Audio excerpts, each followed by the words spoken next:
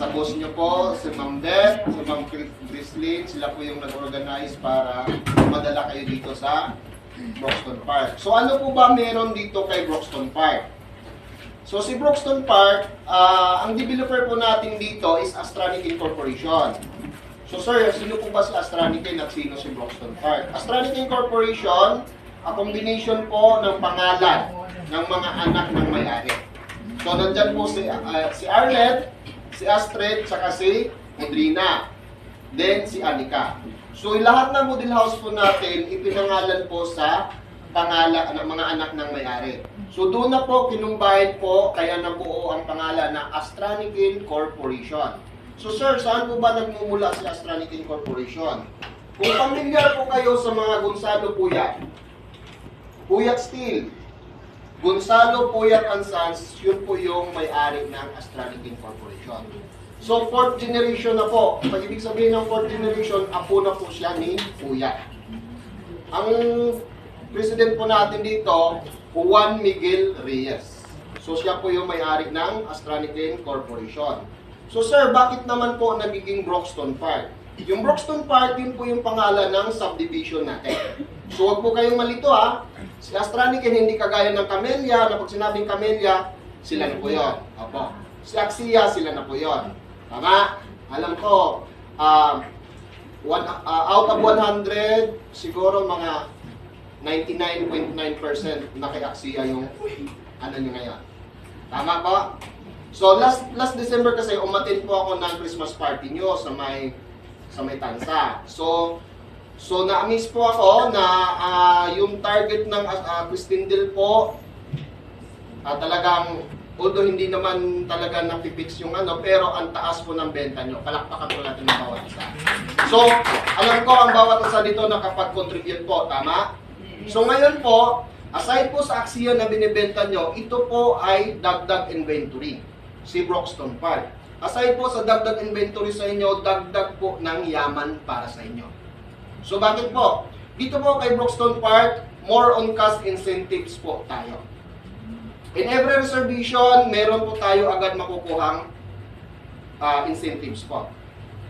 So, ayan po. So, ulitin ko, ang pangalan ng subdivision natin is Broxton Park. So, sir, bakit po nagiging Broxton Park? So, kaya na po ang Broxton Park kasi before na hindi pa namin to nilandip po, yung area talaga, kung mapapansin nyo yung terrain ng lupa, ito na yon. Kumbaga, hindi siya tambak, hindi namin siya hinukay, kumbaga ito yung original na lupa. Kasi, ang area po ni Broxton Park, kumbaga ito yung dati, pastulan ng mga kalabaw at baka. Ayan po. So sir, bakit naging Broxton Park? Broxton kasi, kumbaga, matigas or concept, yung location niya, sumulid po. Kaya doon nabuo po yung Broxton Park. So ano-ano po ba ang meron tayo dito kay Broxton Park? Meron po tayong lot only, meron tayong mga townhouses, meron tayong single attached, saka single detached.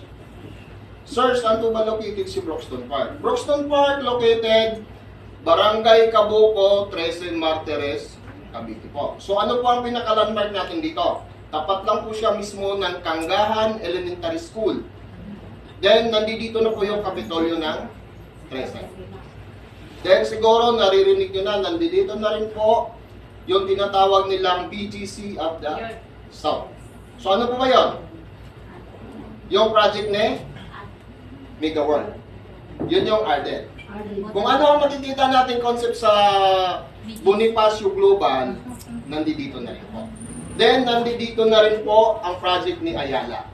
Sino po dito nakakadaan ng Danghari? Sino dito nakakita ng Bermosa? Kung ano nakikita nyo kay Bermosa, dadalhin dito. Sa Kawit, sino nakakita kay Ibu City? Yan po. Kung mayroon sa Kawit, kung may Ibu City sila, sa Amos, mayroong Bermosa. Dito sa 13, magkakaroon din po. So, saan lang po ba located si Broxton Park? So, ang pinagmamalaki talaga po namin dito kay Broxton Park is strategic location. So bakit po? Kung mapapansin nyo, along Governor's Drive lang po. Nakikita nyo po yung nakatayong building dun sa harapan. Isa po yan sa commercial with the area. Although hindi sa amin po yan. Pero ang sabi po sa amin, DB Mark na po yan na mall. Kung mapapansin niyo po yung roads natin, yung main road natin is 15 meters wide. Ganun po siya kalapad. Then, this month po, start na kami mag-construct ng clubhouse at swimming pool.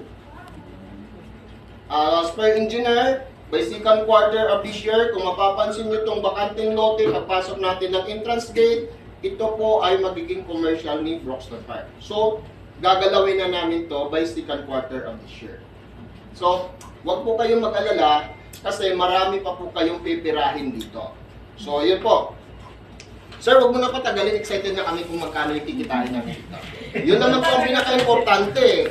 Alam ko kasi, nanggagaling din po ako as a salesperson. Kumbaga, kagaya nyo rin po ako before. Nagbebenta din po ako. Kaya, sir, bilisan mo na. Magkano ba kikitain namin dito bawat isa? Ayun, yun po yung pinaka-importante. Kasi, kaya nga po tayo dito sa real estate kasi mukha tayong Pera. yes. Kung hindi ka mukhang pera, hindi ka po pwede dito. Yes. Bawal dito ang mahina ang loob. Mahiyain. Bawal dito ang mahiyain. Pero ang kagandahan kasi sa trabaho natin, mga ma'am, sir, ito po ay legal. Hindi po tayo, wala po tayong inaagrabyadong ibang tao para po tayo kumita. Mas nakakatuwa ba kasi nakakatulong tayo sa ibang tao, sa kapwa-tao natin. Aside na nakakatulong tayo sa kanilang magkabahay, at the same time, kumikita rin po tayo. Maniniwala ba kayo na yung mga nagtatrabaho sa mall, talo nyo pa sa kinikita? Yes. Yes. Even yung mga government employee. Marami pong mga salesperson na mayroong mga degree holder or nagtatrabaho, bakit sila pumasok sa real estate? Bakit nila kinakarir? Kasi nandito ang pera. Ito po ang pinaka masarap na buhay. Ang kailangan lang natin dito, ang puhunan lang natin ay sipag at tiyaga. Then nakikita ko kasi, during Christmas party nyo last year, napakagalanti ng boss nyo. Kung sino pong nagtatap na agent, sino nagtatap ng manager, nakakalipad sa ibang bansa na libre. So ayaw pa natin noon. Although lahat naman siguro may kakayahang pumunta doon. Pero iba pa rin yung libre ka na, nag-enjoy ka pa. Yung kinikita mo hindi mababawasan. Ayan po. So dito po, in every reservation, ulitin ko, in every reservation, meron po kayong makukuhang pera agad. So magkano po ba yun? Lahat po ba dito sales agent? Sino po manager dito? Isa, dalawa, tatlo. So wag po kayong mag-alala kasi by category po. Kung si agent meron makukuha, siyempre si manager meron din po siyang makukuha. Pero medyo mas malaki lang ang kay direct seller or kay agent. So magkano po ba yon? In every reservation, house and lot, any house and lot, townhouse, single,